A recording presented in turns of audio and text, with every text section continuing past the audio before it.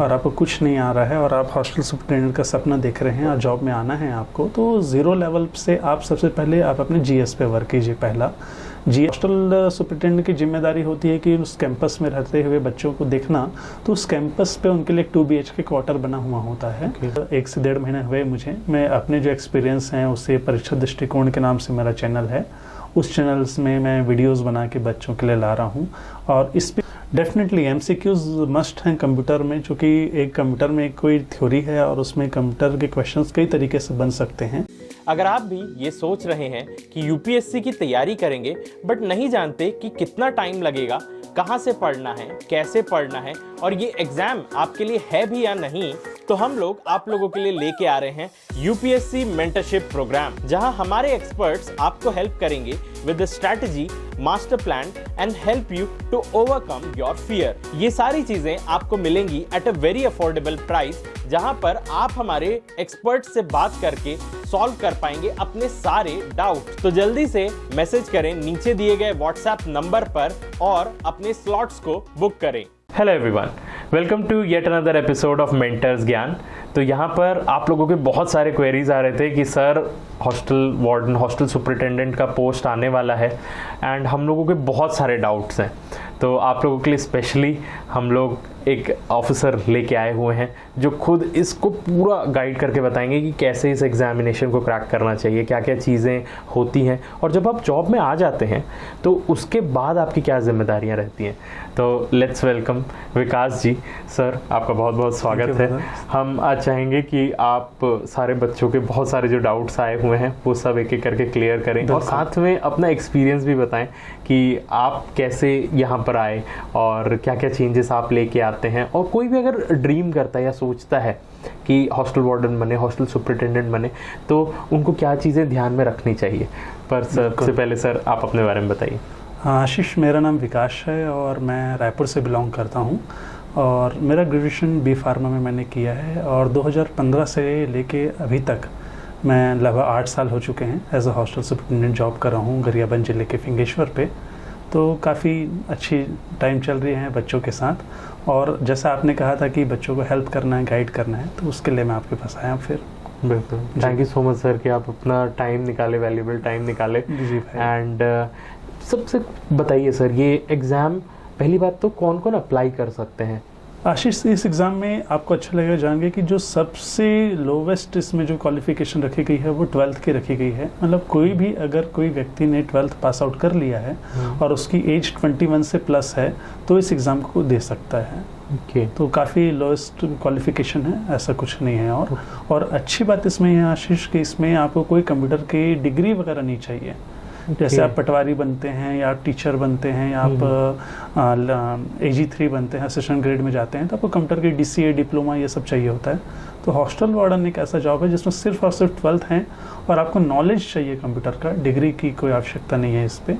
तो ये एक अच्छी बात है कि बहुत सारे लोग इस जॉब के लिए क्वालिफाई कर सकते हैं। तो मतलब जितने भी स्टूडेंट्स हैं, अगर कोई भी तैयारी करने का सोचते हैं, फ्यूचर में आने का भी सोचते हैं, तो आपकी बस तैयारी अच्छी होनी चाहिए। बाकी आपके पास अगर 12th है तो आप लोग अप्लाई कर सकते हैं। सर, तो दूसरा पॉइंट ये है कि क्या रहता है आप लोगों को, जॉब प्रोफाइल क्या रहता है जैसे ही आप लोग सिलेक्ट हो जाएंगे कहीं भी, क्योंकि ना सर एक ये जो गाइडेंस ही है हम लोगों का मेन जो प्रोग्राम है, तो ना लोगों को पता रहना चाहिए कि भाई आप बनने क्या वाले हो। राइट। क्योंकि इनिशियली स्टूडेंट्स को बस ये दिखता है कि जॉब होनी चाहिए और उनको पता नहीं रहता है कि उनको करना क्या है। तो आप लोगों को जॉब प्रोफाइल क्या होता है? हमारा जो जनरली जो एग्ज़ाम आया हुआ है वो हॉस्टल सुपरिटेंडेंट ग्रेड D, जो हॉस्टल सुपरिटेंडेंट है वो 4 ग्रेड पे डिवाइडेड है। जो पोस्ट है A, B, C, D, तो ये D के लेवल के जो D श्रेणी की कैटेगरी है उसके लिए वैकेंसी आई है और ये वैकेंसी जनरली होती है प्री मैट्रिक हॉस्टल्स के लिए। मतलब गवर्नमेंट क्या करती है कि जो ट्राइबल डेवलपमेंट डिपार्टमेंट है, आदिवासी विकास विभाग है, वो क्या करता है कि वो अलग अलग कक्षाओं के बच्चों के लिए हॉस्टल चलाता है। तो जो बच्चे कक्षा 6वीं से लेकर 10वीं तक के रहते हैं उस हॉस्टलों को हम प्री मैट्रिक हॉस्टल कहते हैं। तो उन हॉस्टलों में वो बच्चे रहते हैं, तो उस हॉस्टलों की कंप्लीट सुपरविज़न, मैनेजमेंट से लेकर खाने पीने से लेकर बच्चों के रहवास, उनकी तबीयत, स्वास्थ्य, इन सभी चीज़ों की जानकारी और सभी चीज़ों की देखभाल करने के लिए जो पोस्ट आई हुई है ना, वो D कैटेगरी की है, श्रेणी 10 की है और हमारा काम प्री मैट्रिक हॉस्टल को संभालना का होता है। ओके। तो आप लोगों का डेली शेड्यूल क्या होता है सर? जैसे कोई अगर सिलेक्ट हो जाएगा तो उनका डेली टाइम टेबल क्या रहता है कि कितने बजे जाके क्या क्या चीज़ें देखनी पड़ती है? देखिए, यहाँ पर ऐसा है कि चूंकि हॉस्टल अधीक्षक का नाम हो गया कि आप बच्चे की पूरी जवाबदारी निभा रहे हैं, मतलब आप समझिए कि किसी बहुत सारे पेरेंट्स ने अपने बच्चों को आपकी जिम्मेदारी में छोड़ दिया है और आपको दिन से लेकर रात तक पूरे उन बच्चों को अपने साथ रखना है। बच्चे दूसरे स्कूलों में पढ़ने जाते हैं लेकिन आपके साथ वो रहते हैं, तो पूरा उस तरीके से आपकी दिनचर्या फॉलो होती है। एक टाइम टेबल होता है हमारे संस्थाओं में, उस टाइम टेबल को हमें फॉलो कराना पड़ता है। बच्चे के सुबह उठने से लेकर उसे ब्रेकफास्ट, उसे खाना, उसके बाद वो बच्चे स्कूल चल देते हैं, स्कूल से आते हैं, फिर उसके बाद फिर से उन्हें खाना और उसके बाद उनको पढ़ने के लिए बैठाना, फिर नाइट हो गया, फिर उन्हें सुला देना, फिर अगेन नेक्स्ट डे मॉर्निंग। तो इस तरीके से बच्चे की जो कंप्लीट गतिविधि है उसे मॉनिटर करना, उसे एग्जामिन करना, और इस बीच जो भी आपके रिकॉर्ड्स हैं, जो अदर ऑफिशियल वर्क हैं, इस टाइम के बीच में उसे आपको करना रहता है। जी, तो मतलब एक और क्वेश्चन जो क्वेश्चन आता है यहाँ पे वो ये है कि सर क्या मैं पीएससी के साथ साथ में इस एग्ज़ाम की तैयारी कर सकता हूँ? डेफिनेटली पीएससी के साथ, पीएससी का सिलेबस ऐसा है भी कि आप सारे एग्ज़ाम्स की तैयारी एक साथ कर सकते हैं।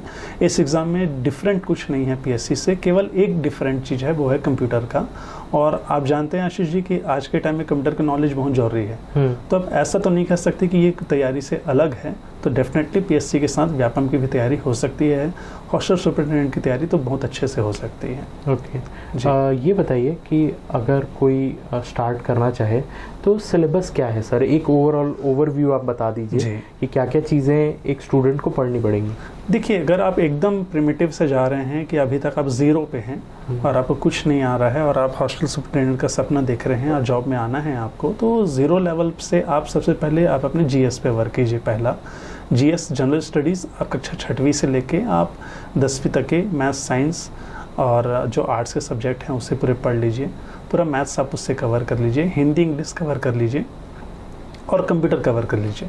इतना करके आप अपनी तैयारी को एक ज़ीरो से फर्स्ट लेवल पे ले आएंगे। उसके बाद आप क्या करेंगे, उसके बाद जो प्रीवियस ईयर क्वेश्चन पेपर्स हैं और जो सिलेबस को लेते हुए टॉपिक वाइज आप डिटेल पढ़ना चालू करेंगे। इससे आप लेवल 2 पे आ जाएंगे और तीसरे लेवल पे आप सिर्फ एग्ज़ाम देंगे और उस लेवल पे आप सेलेक्ट हो जाएंगे। तो मतलब आप ज़ीरो से अपने आप को अगर बेस बनाते चलेंगे तो डेफिनेटली ये ईजी हो जाएगा। ओके सर, एग्ज़ाम पैटर्न क्या होता है? इसका एग्ज़ाम पैटर्न आशीष बहुत सिंपल है। हॉस्टल सुपरिटेंडेंट का सिर्फ सिंगल डे एग्ज़ाम है। एक एग्ज़ाम देना है, 100 मार्क्स एग्ज़ाम आ रहे हैं, 100 क्वेश्चंस रहेंगे उस पर, 3 आवर का एग्ज़ाम है। शायद अभी कम हुआ है क्योंकि पहले 1.5 था तो वो बड़ा था, तो उतने आवर के एग्ज़ाम है। सिर्फ एक एग्ज़ाम देना है, एग्ज़ाम के बेसिस पे मेरिट बनेगा और मेरिट के आधार पे आप क्वालिफाई हो जाएंगे। कोई इंटरव्यू नहीं है, कोई अदर एग्ज़ाम्स नहीं है, कोई कंप्यूटर टेस्ट, टाइपिंग टेस्ट नहीं देना है। केवल और केवल एक सिंगल डे एग्ज़ाम होना है इस पर, तो उसके हिसाब से आपको तैयारी करनी पड़ेगी। ओके, एंड जैसे आप सिलेक्ट हो जाते हैं जी, तो किस सैलरी पे आप स्टार्ट कर सकते हैं और जी क्या क्या चीज़ें आपको फैसिलिटीज़ में मिलती हैं? आशीष, जो सैलरी स्ट्रक्चर है छात्रावास अधीक्षक का, ये पे मैट्रिक्स लेवल 6 है, मतलब 7 पे कमीशन पे जो पे मैट्रिक्स लेवल 6 है, इसका बेसिक है 25,300।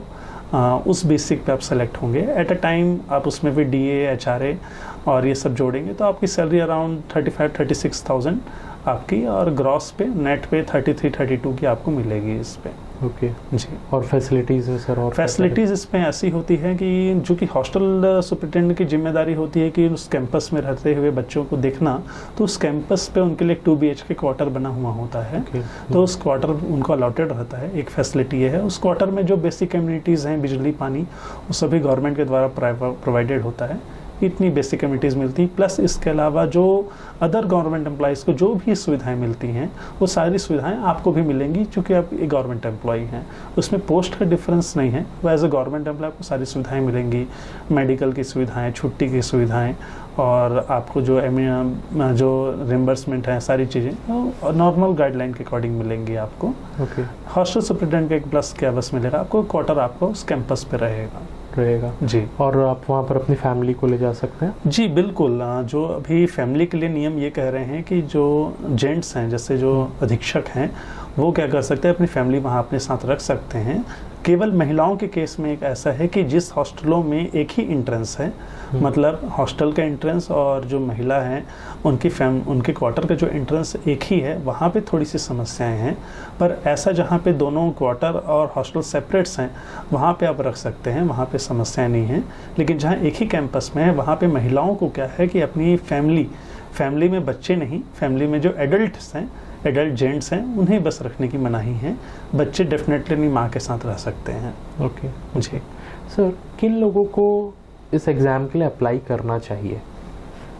इस एग्ज़ाम के अप्लाई आशीष उन लोगों को करना चाहिए जो पहला एक तो ड्रीम जॉब सोच रहे हैं कि मैं गवर्नमेंट सर्विस में आना चाहता हूँ। सेकेंडरी जो ट्राइबल या रिमोट एरियाज़ में जॉब करने के लिए पैशनेट हैं, पैशनेट इन द सेंस कि वो चाहते हैं कि वो बच्चों से जुड़ना चाहते हैं, क्योंकि यहाँ पर मैक्सिमम जो जॉब लोकेशन है वो रिमोट एरियाज़ पे हैं, ट्राइबल लोकेशंस पे हैं।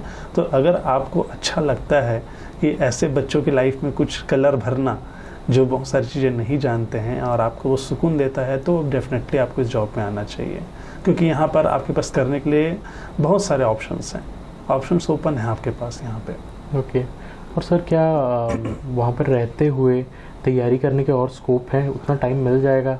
जी डेफिनेटली हॉस्टल सुपरिटेंडेंट एग्ज़ाम में आपको रहते हुए तैयारी करने के लिए समय मिलेगा। साथ ही साथ आपके कक्षा 6वीं से तक के 10वीं तक के बच्चे हैं आपके हॉस्टल में, तो अगर आप उन बच्चों को भी अपने उनके ही कोर्स की चीज़ें पढ़ाएं, जैसे मान लीजिए आप 6वीं के बच्चों को मैथ्स पढ़ा रहे हैं, साइंस पढ़ा रहे हैं, 10वीं तक के बच्चों को मैथ्स साइंस आप पढ़ा रहे हैं, तो आपकी और हिस्ट्री पढ़ा रहे हैं, तो आपकी 70% तैयारी तो आपकी वहीं हो जाएगी, क्योंकि ऑलमोस्ट चाहे आप यूपीएससी ले लें, चाहे आप सीजीपीएससी ले लें, मैक्सिमम सिलेबस तो कक्षा 6वीं से लेकर 10वीं तक का है।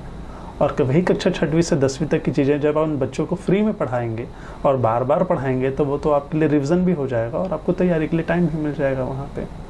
तो ये बेनिफिशियल है यहाँ पे कि बच्चों के साथ रहते हुए आप पढ़ा सकते हैं और खुद पढ़ भी सकते हैं। एक वार्डन, एक सुपरिटेंडेंट को कितने बच्चे हैंडल करने पड़ते हैं? जो प्री मैट्रिक हॉस्टल हैं, जो बेसिकली जो होता है वो 50 सीटर होता है, लेकिन ये हर जगह 50 सीटर नहीं है, किसी जगह पे 35 भी है, किसी जगह 20 भी है, लेकिन 20 और 35 सीटर के हॉस्टल की संख्या बहुत कम है। तो मैक्सिमम आप कह सकते हैं कि जो 50 सीटर हॉस्टल हैं, 50 बच्चों की देखरेख के पीछे एक अधीक्षक होता है। जी एंड जैसे अगर आप वहाँ पर रहते हुए अदर एक्टिविटीज़ कुछ करना चाहते हैं, क्या आप चेंजेस वहाँ पर ला सकते हैं एज अ हॉस्टल वार्डन? आप अपने यहाँ पर क्या क्या चीज़ें चेंज करते हैं और जो आपको लगता है कि एक बहुत बदलाव लाता है वहाँ पर के लोगों के लिए? आशीष देखिए, सबसे पहले आप मेरे पॉइंट ऑफ व्यू से पूछ रहे हैं। जब मैं फ़र्स्ट टाइम अपने हॉस्टल में गया था, तो मेरे हॉस्टल में कई सारी बेसिक कम्युनिटीज़ उस लेवल पे नहीं थी, बच्चे उस लेवल पे नहीं सीखे थे। धीरे धीरे आप अपनी नॉलेज बच्चों को बताने लगे कि बेटा दुनिया ऐसी होती है, आप इतना पढ़ेंगे तो इस जगह पे जाएंगे। मेरे हॉस्टल पे आपको बताना चाहूँगा आशीष, पिछले 2 सालों में बच्चों ने इंजीनियरिंग के लिए क्वालिफाई किया हुआ है, डिप्लोमा किया उन्होंने पॉलिटेक्निक पे मेरे हॉस्टल के बच्चों ने। इस साल बच्चे इस लेवल पे आ गए हैं कि बच्चे अब एनडीए और सीडीएस का सपना देख रहे हैं। आप जब मैं फ़र्स्ट टाइम अपने हॉस्टल गया था तो मैं बच्चों को पूछता था, बेटा आप क्या बनेंगे? तो आप यकीन नहीं करेंगे कि मैक्सिमम बच्चे क्या कहते थे, सर पुलिस में जाना है या पुलिस बनेंगे बोलते थे, या बच्चे बोलते थे। तो उन्हें हमने फिर बाद में बताया कि नहीं बेटा, पुलिस एक ऑर्गेनाइजेशन है, उसमें अलग अलग पोस्ट होती है, हवलदार से लेके इंस्पेक्टर, इंस्पेक्टर से लेके एसपी। तो उनको वो चीज़ें हमने बताया कि ऐसा होता है, आप इस लेवल पे। अब आप बच्चों से पूछेंगे कि बच्चा आप क्या बनेंगे, तो अब बच्चा पुलिस नहीं बोलता है, अब वो बोलता है सर मैं एसपी बनूंगा या सर मैं इंस्पेक्टर बनूंगा। पहले बच्चे सिर्फ आर्मी बोलते थे, तो अब वो आर्मी को भी क्लासिफाई कर रहे हैं। हमने उनको बताया कि एनडीए का एग्ज़ाम होता है, सीडीएस का एग्ज़ाम होता है। मतलब एक अधीक्षक वो है जो बच्चों को बहुत सारी चीज़ें सिखा सकता है, बहुत सारी चीज़ें इनोवेटिव चीज़ें कर सकता है। मैं जब अपने हॉस्टल पे गया था आशीष, तो एक नॉर्मल हॉस्टल था। 2017 में मेरा हॉस्टल ISO स्टैंडर्ड में हॉस्टल में सिलेक्ट हुआ, ISO प्रमाण पत्र मिला मेरे हॉस्टल को। अभी 2020-21 में वो CM मॉडल हॉस्टल में सिलेक्ट हुआ। अभी भेंट मुलाकात के दौरान आदरणीय CM जी भी उस हॉस्टल में आने वाले थे।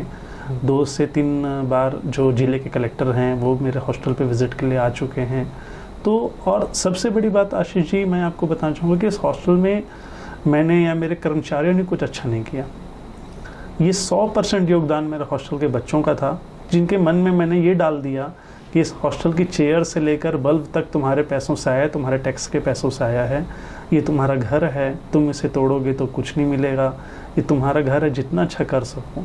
तो ये जब फीलिंग उनके अंदर आ गई ना, तो मेरे हॉस्टल के एक छोटा से छोटा बच्चा अगर नल भी तोड़ता है आशीष जी, तो वो मुझे आके बताता है कि सर मेरे से नल टूट गया। क्योंकि ये हमने उनको कहा है कि अगर आपसे गलती से कुछ हो जाए आप आके बताइए, छुपाइए मत चीज़ों को। हम बोलते कोई बात नहीं बेटा, नया नल लगा देते हैं जाके। तो ये जो उनके अंदर जो फीलिंग हम डेवलप कर रहे हैं, ये अधीक्षक जब वो करता है तो वो उसे बहुत ज़्यादा खुशी देती है। और ये खुशी ऐसा आप कर सकते हैं तो आपके लिए जॉब बेस्ट है फिर आपके लिए, कि आप किसी की लाइफ चेंज कर रहे हैं। और आप ये चीज़ सोचिए कि एक माँ बाप बच्चों को कितना कुछ सिखाते हैं। एक माँ बाप के पास तो 2 बच्चे या 1 बच्चा होता है सिखाने के लिए, आपके पास 50 बच्चे हैं। उन 50 बच्चों में से 5 बच्चों ने भी आपकी अच्छी बातों को केयर कर लिया या ले लिया, तो वो 5 बच्चे जब किसी जगह पे अच्छी जगह पे पहुँचेंगे तो आपको कितना याद करेंगे, या वो आपके लिए कितना अच्छा 100% रिवॉर्ड होगा। तो ये बेनिफिट है इस जॉब का, जो आप कर सकते हैं अपनी फील्ड में आके। सही बात है, आपके पास इतनी जिम्मेदारी, आपके पास इतना पावर है कि आप किसी के लाइफ को ट्रांसफॉर्म कर सकते हैं। और अगर आप इसको एक पॉजिटिव नोशन से लेते हैं तो एक्चुअल में आप वहाँ पे कितना खुश रहते होंगे। जी, पॉजिटिव लेने पे, क्योंकि देखिए जिम्मेदारी वाली जॉब तो है हमारे अधीक्षक की। जिम्मेदारी इसलिए आशीष जी कि एक छोटा सा बच्चा घर में रह रहा है, बच्चा गिरते गिरते दौड़ते दौड़ते गिर गया, उसे चोट लग गई, उसे घुटने में लग गया, तो पेरेंट्स कुछ नहीं बोलेंगे, हाँ बच्चा गिरते हुए लग गया। लेकिन अगर हॉस्टल में कोई बच्चा गिरते हुए लग गया, किसी बच्चे को गिरते हुए चोट आ गई, दुर्घटनावश वो चोट आ गई, तो वो इतनी बड़ी न्यूज़ बन जाती है हमारे आज के टाइम में कि अधीक्षक के ने जिम्मेदारी से काम नहीं किया, बच्चे को चोट लग गई, इस टाइप की हेडलाइंस बन जाती है। तो आप सोचिए 50-50 बच्चे आपको अपनी रिस्पॉन्सिबिलिटी में रखना। घर में भाई भाई लोग खेलते हुए लड़ने लगते हैं, जब हॉस्टल में बच्चे खेलते हुए लड़ने लगे, मान लीजिए किसी बच्चे ने किसी का सिर ही फोड़ दिया, तो वहाँ पे वो कितनी बड़ी जिम्मेदारी की बात होती है। तो बात यहाँ पे ये है कि समाज भी उस काम को किस नज़रिए से देख रहा है। जिम्मेदारी तो है, पर कि जिम्मेदारी को आप अगर अच्छे वे में ले रहे हैं तो बहुत अच्छी बात है। चैलेंजिंग जॉब है, मैं ये नहीं कहूँगा कि बहुत सरल जॉब है, जॉब चैलेंजिंग है, और इस चैलेंज को आपको पॉजिटिव होके आगे बढ़ाना पड़ेगा। जी सर, प्रमोशन चैनल के बारे में बताइए। इसका प्रमोशन चैनल ऐसा है आशीष जी कि जैसे मैंने आपको पहले बताया कि हमारा जो ये पोस्ट है वो A, B, C, D 4 category में बटा हुआ है। जो D कैटेगरी है उसके लिए एग्ज़ाम होता है, वो 25,300 बेसिक पे मैट्रिक्स लेवल 6 पे है। इसके ऊपर जो वाला पोस्ट होता है वो पे मैट्रिक्स लेवल 8 का होता है, और जिसका ग्रेड पे 4200 ग्रेड पे का होता है, और इसका बेसिक होता है 35,200। इस बेसिक पे प्रमोट होता है। जो गवर्नमेंट का नियम ये होता है कि D श्रेणी का जो अधीक्षक है 100% प्रमोशन से स श्रेणी का जो अधीक्षक है वो बनते हैं। 5 साल के अंदर इनका प्रमोशन होना है, ये गवर्नमेंट नियम पे है। इसके बाद स श्रेणी से ब श्रेणी में प्रमोशन होना है, वो भी 5 साल में है, और ब श्रेणी से अ श्रेणी में प्रमोशन है, वो भी 5 साल में है। तो इस प्रकार से जो 10 श्रेणी का अधीक्षक है वो अ श्रेणी तक प्रमोट होते होते हो जाता है। और इसमें ऐसा है जी कि जो द अ की मैं बात कर रहा हूँ, इसमें ऐसा है कि 10 श्रेणी प्री मैट्रिक हॉस्टल, स श्रेणी पोस्ट मैट्रिक हॉस्टल और आश्रम के लिए होता है। ब श्रेणी जो होता है पोस्ट मैट्रिक हॉस्टल बड़े लेवल पे और प्रयास विद्यालय जो आप सुने हैं उनके लिए होता है, और अ श्रेणी गुरुकुल इस टाइप की जो हमारी संस्थाएं चलती हैं गवर्नमेंट पे उसके लिए होता है। ये 4 लेवल पे अधीक्षक के पोस्ट। बट सर ये बताइए कि अब इस एग्ज़ाम की तैयारी कैसे करनी है। सबसे पहले आप सिलेबस को थोड़ा डिटेल में बताइए। आशीष जी, जो एग्ज़ाम अभी तक 3 बार हो चुके हैं छात्रावास अधीक्षक के। जो पहली बार सन 2014 में हुआ था, उसके बाद 16 में हुआ, और उसके बाद अभी उसकी नोटिफिकेशन आई है। जो इन तीनों बारों में जो शुरू के 2 के सिलेबस हैं वो सेम थे। इस वर्ष सिलेबस चेंज किया गया है। पहले ये 150 मार्क्स का हो रहा था और इस वर्ष से 100 मार्क्स का किया गया है। तो इस 100 मार्क्स में जो मेजर पोर्शन है यहाँ पे कंप्यूटर, मैथ्स, कंप्यूटर और GS का है। इसमें 30 मार्क्स के कंप्यूटर हैं इस वर्ष, 5 नंबर के आपकी हिंदी, 5 नंबर की अंग्रेजी, और 40 मार्क्स हो गए आपके टोटल। 15 मार्क्स के आपका GS पोर्शन है। इसके बाद इसमें आपका बाल मनोविज्ञान है 10 अंक का, और इसके बाद करंट अफेयर्स और छत्तीसगढ़ 10 नंबर का है। तो इस तरीके से कुल 100 अंक के यहाँ पर इस बार पेपर हो रहे हैं।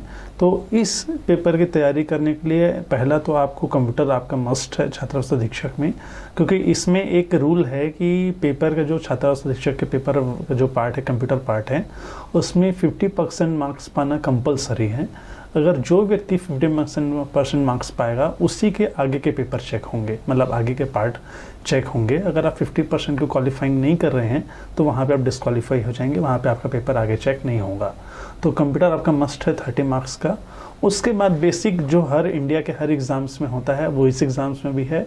लैंग्वेज हिंदी इंग्लिश, मैथ्स है आपका, और आपका जीएस है, छत्तीसगढ़ है, करंट अफेयर्स है और बाल मनोविज्ञान है। तो इस तरीके से आप बांट सकते हैं कि 70 नंबर आपके कॉमन सिलेबस है, 30 नंबर आपका कंप्यूटर का है। ओके, इस टाइप से पूरा डिस्ट्रीब्यूशन रहेगा। अब अगर कोई तैयारी करने का सोचता है तो कैसे स्टार्ट करे, कहाँ से स्टार्ट करे, किन चीज़ों को पकड़ना चाहिए और किन चीज़ों पे स्पेशल ध्यान देना है? तैयारी के पॉइंट ऑफ व्यू से आशीष जी, तैयारी 2 प्रकार से कर सकते हैं। मान लीजिए अगर अभी एग्ज़ाम्स जो आया हुआ है, सिलेबस जो आया हुआ है, अभी जो वैकेंसी ओपन है उसकी तैयारी मान लीजिए किसी को करनी है, तो इसके लिए आपके पास लगभग टाइम विंडो बहुत कम है। तो उस टाइम विंडो में आपको जो मेजर एरिया है उस पर पहले फोकस करना है। जैसे कंप्यूटर हो गया, 25 मार्क्स के आपके मैथ्स हो गए, उस पर आपको पहले फोकस करना है। जीएस हो गया, और हिंदी इंग्लिश और करंट अफेयर्स, ये मेजर पोर्शन पर आप पहले वर्क कर लीजिए। उसके बाद जो नए एडअप हुए टॉपिक्स हैं जैसे बाल मनोविज्ञान हो गया, इस पे आप नेक्स्ट पे आइए। तो ये आपका मेजर जो अभी तैयारी कर रहे हैं। और अगर मान लीजिए आपका एम इस वाले एग्ज़ाम्स को ना देते हुए फ्यूचर में जो छात्रावस्था अधीक्षक के एग्ज़ाम्स आएंगे उनके लिए है, तो उनके लिए आपके पास टाइम ज़्यादा है, तो आप डिटेल में पढ़ सकते हैं। तो उसके लिए मैं ये कहूँगा कंप्यूटर और जीएस के पोर्शन को अच्छा स्ट्रॉन्ग कर लीजिए, और उसके बाद मैथ्स इंग्लिश हिंदी और आपका बाल मनोविज्ञान, इसको करते हुए चलिए। तो दोनों पढ़ना आपको सेम है, लेकिन आप बाद के लिए अगर तैयार करना चाह रहे हैं तो आपको थोड़ा डिटेल पढ़ने के लिए समय मिलेगा। और इस अभी की वैकेंसी, अभी के एडवर्टाइजमेंट के लिए आप करना चाह रहे हैं तो आपके पास समय कम है, तो उस समय में जो सॉलिड है उससे पहले पढ़ना ज़्यादा ज़रूरी है। ओके जी। एंड कोई स्पेशल टॉपिक, मतलब किन चीज़ों पे एकदम ध्यान ही देना है? अगर मैं हूँ जो पीएससी का तैयारी कर चुका हूँ, तो मुझे स्पेशल किन चीज़ों पे ध्यान देना पड़ेगा हॉस्टल वार्डन की तैयारी में? आप पीएससी की तैयारी कर चुके हैं, या मान लीजिए आप प्री और मेंस तैयारी कर रहे हैं, या आप मेंस ही दिला रहे हैं, तो आप मान के चलिए आपकी क्या क्या चीज़ें तैयार हैं, मैं वो बता सकता हूँ। आपका जीएस तैयार है क्योंकि आपने पीएससी तैयारी की हुई है। आपका हिंदी और इंग्लिश का लैंग्वेज तैयार है, आपका मैथ्स तैयार है, आपका छत्तीसगढ़ तैयार है, आपका करंट अफेयर तैयार है। ऐसी स्थिति में आपके पास केवल 3 चीज़ें बचती हैं जो एक्स्ट्रा आपको तैयारी करनी है। वो है कंप्यूटर हो गया आपका, और छात्रावास प्रबंधन वाला जो नया टॉपिक इस साल जुड़ा हुआ है वो हो गया आपका, और इसके बाद बाल मनोविज्ञान। तो अगर आपने पीएससी की तैयारी कर रखी है तो आपकी पुरानी तैयारी के साथ साथ ये 3 नई चीज़ें बस आपके साथ एडअप होंगी, उसके अलावा कोई नई चीज़ एडअप नहीं होगी इस पर। ओके जी। एंड सर, आपका भी चैनल है, उनके बारे में भी बताइए। अगर कोई आपसे जुड़ना चाहता है तो कहाँ पर से? जी आशीष जी, अभी रिसेंटली एक से 1.5 महीने हुए मुझे, मैं अपने जो एक्सपीरियंस हैं उससे परीक्षा दृष्टिकोण के नाम से मेरा चैनल है, उस चैनल्स में मैं वीडियोस बना के बच्चों के लिए ला रहा हूँ। और स्पेशली जो छात्रावास प्रबंधन का टॉपिक जो इस वर्ष ऐड हुआ है, जब वैकेंसी आई तो मैंने देखा कि इस टॉपिक पे कहीं भी मटेरियल अवेलेबल नहीं था। और चूँकि 8 वर्षों से मैं एक छात्रावास अधीक्षक हूँ और डिपार्टमेंट के द्वारा समय समय पर हम लोग की ट्रेनिंग होती है, प्रशिक्षण होता है, उसमें मटेरियल्स हमें दिए जाते हैं, लीफ नोट्स दिए जाते हैं। ये सारी चीज़ों के बेसिस पे मैंने एक पूरा कंटेंट तैयार किया है मैनेजमेंट का, तो छात्र चाहें तो उससे ज़रूर देख सकते हैं। साथ ही साथ मैं वहाँ पे ये भी बताया हूँ कि 75 डेज़ में कैसे आप सिलेबस को कवर कर सकते हैं, कि 75 दिन में भी आप सिलेबस कवर कर सकते हैं, लॉन्ग टर्म में क्या आप पढ़ सकते हैं। तो बहुत सारी चीज़ें परीक्षा दृष्टिकोण के नाम से चैनल है, इसे आप सर्च कर सकते हैं। टेलीग्राम में भी अवेलेबल है। एक और अच्छी चीज़ आपसे शेयर करना चाहूँगा कि अपनी टेलीग्राम चैनल में मैं per day free of cost 10 MCQs लेके आता हूँ कंप्यूटर के, और वो हर दिन रात के 10 बजे होते हैं, जिसमें बच्चे आते हैं वो 10 MCQs को सॉल्व करते हैं। और वो MCQs ऐसे हैं जो मैं खुद निर्मित करता हूँ, जो करंट रिलेटेड प्लस जो कन्वेंशनल क्वेश्चंस हैं, दोनों से मिक्स होके वो कर रहे हैं।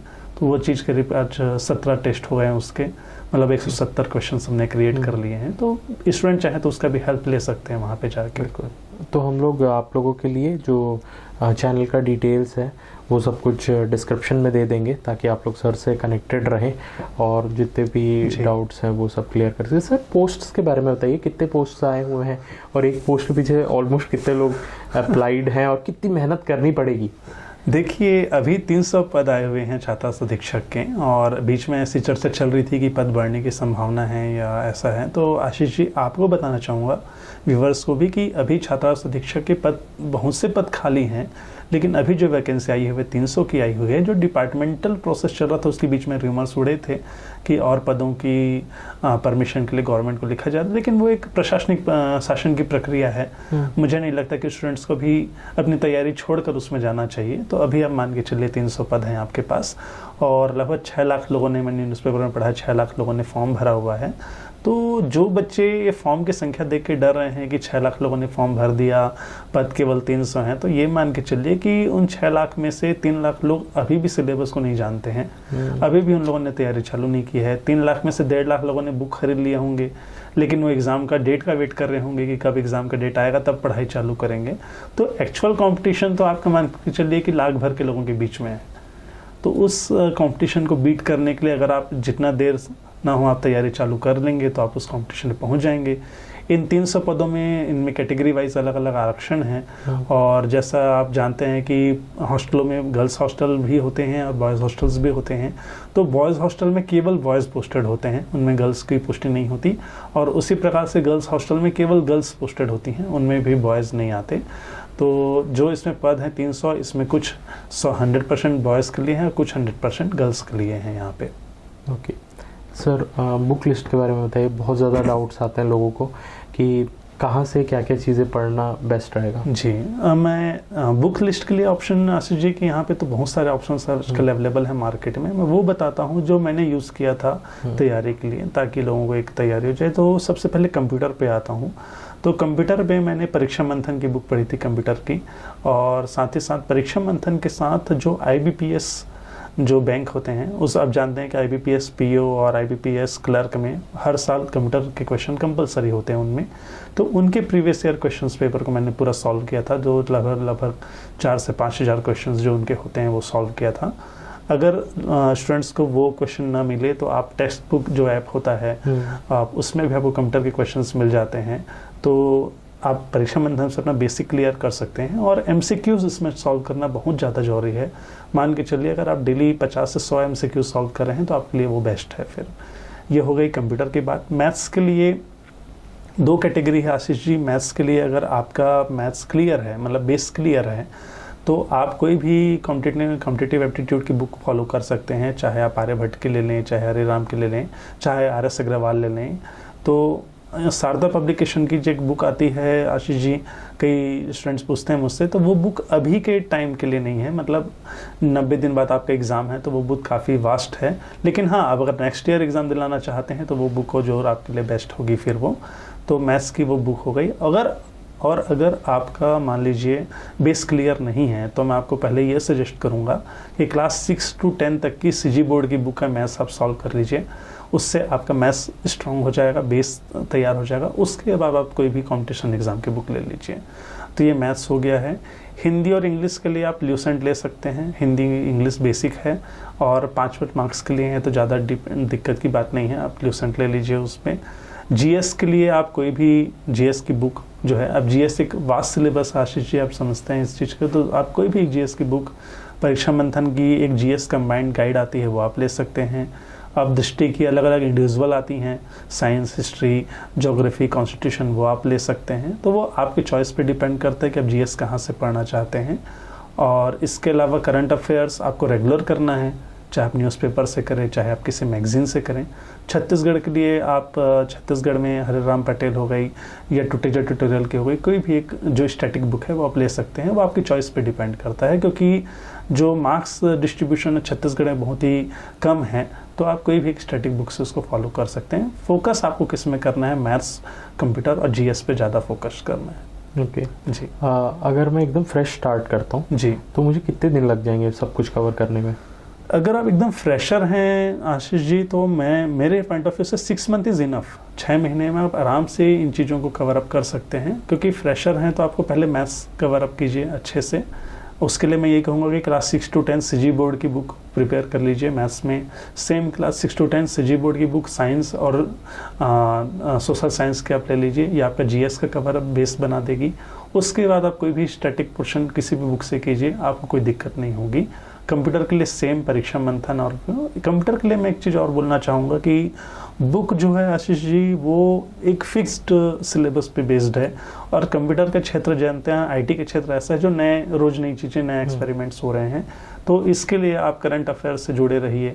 मान लीजिए अगर हम बात करें कि परसों ही या एक हफ्ते पहले ही फेसबुक ने अपना एआई लॉन्च किया, मेटा एआई लॉन्च किया।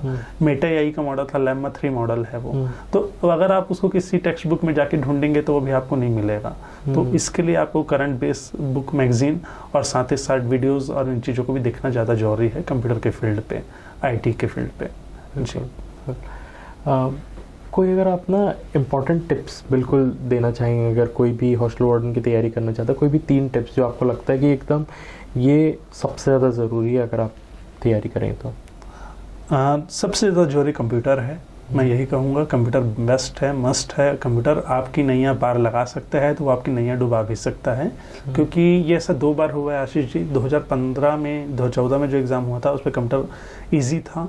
2016 में एग्ज़ाम हुआ, उसमें कंप्यूटर इस लेवल का था कि यही मेरे इंजीनियरिंग दोस्त जो बैकग्राउंड के थे, कंप्यूटर बैकग्राउंड के थे, वो उस क्वेश्चंस को नहीं बना पाए। और चूंकि क्वालिफाइंग नेचर का है, इसलिए इसमें आपके मार्क्स अगर नेगेटिव हो रहे हैं तो आपको बचना है वहाँ पे नेगेटिव करने से। कि मान लीजिए आपके मार्क्स 15 से कम हो गए तो आपके आगे आपने जीएस कितना अच्छा बना लिया, आपने मैथ्स कितना अच्छा बना लिया हो, वो चेक ही नहीं होगा आगे। तो यहाँ पे आपको थोड़ा कंप्यूटर में सतर्क रह के तैयारी करने की जरूरत है। सेकेंड है मैथ्स। 25 क्वेश्चन का मैथ्स है और आपका मैथ्स बेस स्ट्रांग है तो कंप्यूटर और मैथ्स से अगर आपने अच्छा कर लिया तो आप यकीन मानिए आपके मैक्सिमम मार्क्स उसमें आ सकते हैं। मैं जब एग्ज़ाम की तैयारी कर रहा था, जब मैंने हॉस्टल वार्डन दिलाया था, तो आउट ऑफ 50 क्वेश्चंस मेरे 48 क्वेश्चंस कंप्यूटर में सही थे। तो कंप्यूटर से मैंने मैक्सिमम स्कोर किया था। तो इसलिए मैं कंप्यूटर में ज़्यादा फोकस करने बोलूँगा। और मैथ्स इसलिए कि मैथ्स में आप जैसा समझते हैं कि जो है वो है, जो आपसे बन गया वो सॉलिड है। 25 आप 22, 23, 24 भी गेन कर सकते हैं।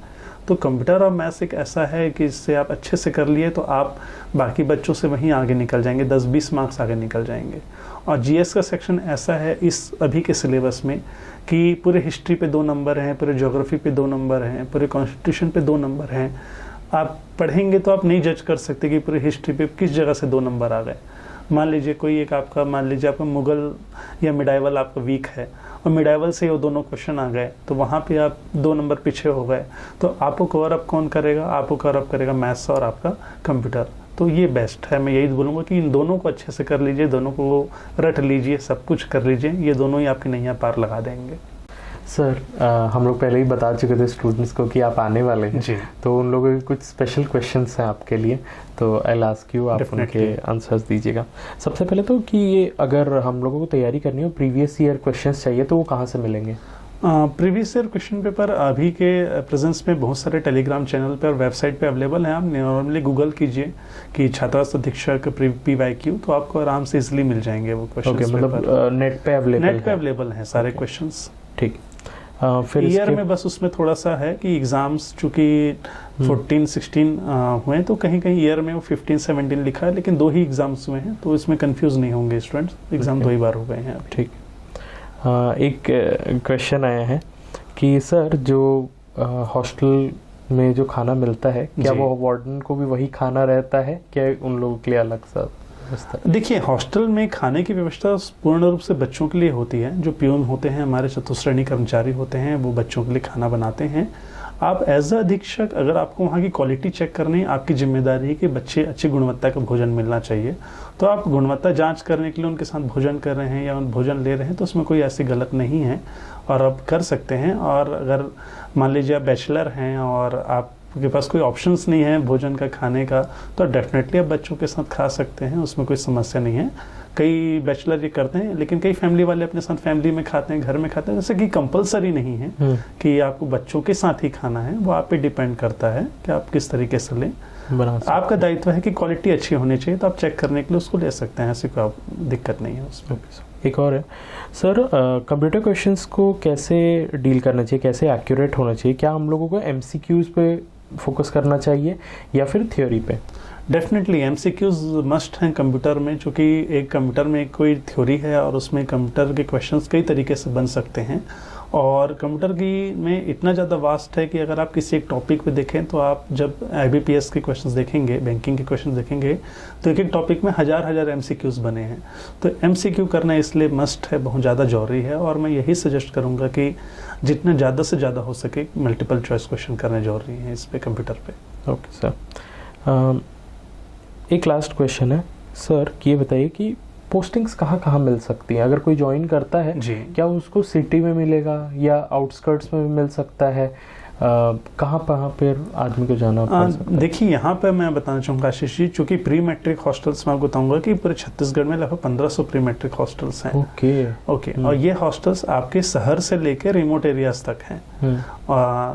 कुछ सालों तक तो रिमोट एरियाज में हॉस्टल बनाए जा रहे थे, लेकिन मैं एग्जैक्ट ईयर मुझे याद नहीं है कि, लेकिन अब गवर्नमेंट की पॉलिसी चेंज हुई है। अब सिर्फ ब्लॉक मुख्यालय जो होते हैं वहाँ ही हॉस्टल्स बन रहे हैं। तो मैक्सिमम हर ब्लॉक मुख्यालय में आपको हॉस्टल मिलेंगे, 3 से 4 हॉस्टल मिलेंगे। तो यह डेफिनेटली आपकी पोस्टिंग कहीं भी हो सकती है, शहर में भी हो सकती है और ब्लॉक मुख्यालय में भी हो सकती है। इसके लिए आपको प्रिपेयर रहना पड़ेगा। और सर ट्रांसफर्स कितने दिनों में होता है? क्या अगर कोई कहीं का वार्डन है वो हमेशा वहीं पर रहेगा कि उनका भी ट्रांसफर होता रहता है? जैसे बाकी गवर्नमेंट एम्प्लॉय के लिए ट्रांसफर के प्रोटोकॉल और नियम आते हैं, सेम प्रोटोकॉल, सेम नियम, सेम रूल जो है हॉस्टल सुपरिटेंडेंट भी लागू होते हैं। उसी प्रोसेस पे गवर्नमेंट वर्क करते हैं। अगर कोई अप्लाई करता है, कोई नियम है, ऐसा कोई फिक्स टेन्योर का रूल नहीं है हमारे में कि फिक्स टेन्योर इतना रहना ही है। वो बाकी गवर्नमेंट एम्प्लॉय जैसे इनके भी ट्रांसफर्स होते हैं, हो सकते हैं जी। ओके, एक और क्वेश्चन आया है कि क्या आपको 24 घंटे हॉस्टल में ही रहना पड़ता है या फिर ये 9 to 5 जॉब है? 9 to 5 जॉब नहीं है, चूँकि छात्रावास अधीक्षक की जिम्मेदारी पूरे छात्रावास की होती है, बच्चों की होती है। तो उन बच्चों की जिम्मेदारी पूरी करने के लिए आपको संस्था में नियमित रूप से रहना जरूरी है। लेकिन चूँकि छात्रावास अधीक्षक भी एक पारिवारिक व्यक्ति होता है, इसके बाद जिम्मेदारी होती है, तो वो अपनी जिम्मेदारियों को जब अपनी अनुपस्थिति में किसी को दे के डेफिनेटली छुट्टी में भी जा सकता है। एकदम 9 to 5 ऑफिस जॉब में नहीं कह सकता, क्योंकि कई बार रात को बच्चों की तबीयत खराब हो जाती है, तो उस प्रेजेंट में हमें अवेलेबल रहना पड़ता है। तो परिस्थिति देख के वहाँ पे रहता है कि, लेकिन हाँ, आपकी जो कर्तव्य है, जो आपकी रिस्पॉन्सिबिलिटी है, वो पूरे 24 आवर की होती है। ओके जी सर, एक बात बताइए कि किस थॉट के साथ इस चीज़ को स्टार्ट किया गया था कि बच्चों के लिए हॉस्टल्स बनेंगे? क्या थॉट रहा है? देखिए यहाँ पर एक आशीष जी, इसके पीछे जो थॉट है वो गवर्नमेंट का काफ़ी अच्छा रहा है। और आपको बताना चाहूँगा कि जो ये कैडर बना, छात्रावास अधीक्षक कैडर पहले नहीं था। पहले जो शिक्षक होते थे, ट्राइबल स्कूल्स के शिक्षक होते थे, वो ही क्या करते थे, बच्चों को छात्रावास को देखते थे। तो लेकिन 2015-14 में शायद ये रूल चेंज हुआ है। रूल चेंज हुआ और रूल चेंज होने के बाद एक कैडर बनाया गया, छात्रावास अधीक्षक का कैडर। तो उसमें गवर्नमेंट ये मानती है कि जो पढ़े लिखे छात्र जो आएंगे, व्यापम के थ्रू आ रहे हैं, एग्ज़ाम दे के आ रहे हैं, ये अपनी नॉलेज से उन बच्चों की, चूँकि देखिएगा बहुत सारा जो बच्चे छात्रावास में रहने आते हैं वो ग्रामीण परिवेश से आते हैं, ट्राइबल इलाके से आते हैं, उन बच्चों को बहुत सारी चीज़ों की ज्ञानता होती है, नहीं पता होता है। तो जब एक एजुकेटेड व्यक्ति उनको गाइड करता है तो वो बच्चे अपनी परिस्थिति से निकलते हैं, आगे बढ़ते हैं। आप मान के चलिए, मतलब आपको उन बच्चों की लाइफ को एक डायरेक्शन देना है कि आपको इस फील्ड में जाना है, आपको ये पढ़ना है। तो इस फोकस से, और चूँकि ये था कि पहले आशीष जी ऐसा था कि स्कूल्स हर जगह अवेलेबल नहीं थे। स्कूल ब्लॉक्स मुख्यालय में बड़े स्कूल होते थे और गांव के बच्चों की सबसे बड़ी समस्या होती थी कि बच्चे पढ़ने कैसे जाएं। हर कोई अप डाउन हर दिन नहीं कर सकता, डिस्टेंस ज़्यादा हो तो अप डाउन नहीं हो सकता। तो इसलिए छात्रावास व्यवस्था चालू की गई कि बच्चे क्या करें, बच्चे अपने घर छोड़कर घर से दूर रहने आए और वो अपने स्कूल में अध्यापन कर सके। फॉर एग्जांपल मान के चलिए कि किसी बड़ी सिटी पे, मान लीजिए जो जगदलपुर है, वहाँ पे बहुत बड़ा मेडिकल कॉलेज है, इंजीनियरिंग कॉलेज है, हॉस्टल फैसिलिटी बच्चों को नहीं मिल पा रही, तो वहाँ पे गवर्नमेंट के पोस्ट मैट्रिक हॉस्टल हैं। बच्चे उस जगह पे आते हैं, हॉस्टल पे रहते हैं, अपनी पढ़ाई करते हैं और चल देते हैं। तो मेन है जो हमारे वंचित वर्ग हैं, जो ST/SC समुदाय है, OBC समुदाय है, जो पिछड़ा वर्ग है, जो BPL श्रेणी में आते हैं, उनको मुख्य रूप से बच्चों को पढ़ाई, रहने के नाम से बच्चे की पढ़ाई ना छूटे, ये मेन ऑप्शन था कि उनको सारी फैसिलिटी गवर्नमेंट दे रही है। हमारे हॉस्टलों पे बच्चों से सारी फैसिलिटी सब कुछ ऑल ऑफ फ्री होता है। बेड से लेकर खाने से लेकर उनको सारी फैसिलिटी फ्री में प्रोवाइड कराई जाती है और ये सारी फैसिलिटी हमें गवर्नमेंट की तरफ से मिलती है। तो ये मेन वही है कि वंचित वर्ग जो है, जो अनुसूचित जाति विभाग है, अनुसूचित जाति आदिवासी विकास विभाग है, मेन इन बच्चों पे फोकस कर रहा है कि उस समुदाय, उस क्षेत्र, उस वर्ग के बच्चे आगे आएँ, पढ़ें, आगे बढ़ें। ये मेन फोकस और मोटो है इसका। ओके ओके, तो हम लोगों ने ऑलमोस्ट सारी चीज़ें कवर कर ली हैं जी कि कैसे तैयारी करना है, कैसे आप मतलब एक ऑफिसर बनने के बाद वहाँ जाने के बाद आपका क्या क्या जॉब। मैं बस यही बोलूँगा चाहूँगा आशीष जी, इस जॉब के बारे में बहुत सारे र्यूमर्स भी हैं, बहुत सारी चीज़ें भी हैं, बहुत सारे नेगेटिव चीज़ें भी हैं, बहुत सारी पॉजिटिव चीज़ें भी हैं। तो अगर किसी कार्य की शुरुआत आप पॉजिटिविटी से करते हैं तो आप डेफिनेटली सफल होंगे। स्टूडेंट्स को ये बोलना चाहूँगा कि अभी अपना समय नेगेटिव चीज़ों में मत लगाइए। अभी हॉस्टल वार्डन में क्या समय रहेगा, नहीं रहेगा, क्या होगा, आप तैयारी कीजिए। जब आपके पास हाथ में सिलेक्शन होगा उस पल सोचिएगा कि आपको क्या करना है। छोड़ भी देंगे तो गर्व होगा कि हमने एक जॉब हुई थी जिसे छोड़ दिया। तो यही कहना चाहूँगा बच्चों को भी मैं। आपने कैसे सोच के इस फील्ड में आए थे और आपकी क्या जर्नी रही थी? मेरा तो ऑल ऑफ सडन, चूँकि हमने एग्ज़ाम दिया था उस समय, जब अभी तो इतनी सारी इन्फॉर्मेशन अवेलेबल है Ashish ji. First time hostel superintendent की जब वैकेंसी आई थी, मेरी पहली वैकेंसी की ज्वाइनिंग है, तो उस समय हमें पता भी नहीं था कि ऐसा कोई डिपार्टमेंट होता है, ऐसा कोई जॉब होता है और काम क्या होता है। उस समय मैं CGPSC मेंस की तैयारी का, मेंस के पेपर दिला रहा था जब मेरा काउंसलिंग का लेटर आया था। मेरा मेंस का आखिरी पेपर था, तो काउंसलिंग में मैं सबमिट भी नहीं हो पाया था। बाद में मैंने डिपार्टमेंट को मेल किया था कि मेरा आज काउंसलिंग है। डिपार्टमेंट ने उसे एक्सेप्ट किया कि आप नेक्स्ट डे में आइए। तो जॉब ज्वाइन हुआ, सिलेक्शन होना कि फाइनल ज्वाइनिंग लेटर मेरे ऑफिस घर पे आया। उसके बाद में जाके अपना हॉस्टल देखा हूँ। और एट अ टाइम एज 25 साल की उम्र थी, जॉब कुछ हाथ पे था नहीं और एक मिला था गवर्नमेंट जॉब, तो हमने लिया, उस जगह को जाके गया। जाने के बाद पता चला कि चैलेंजिंग जॉब है, काफ़ी ज़्यादा चैलेंज है, रिस्पॉन्सिबिलिटी है। और धीरे धीरे बच्चों की हेल्प से, बच्चों के प्यार से वो चीज़ें होती गई और आज 8 साल हो गया।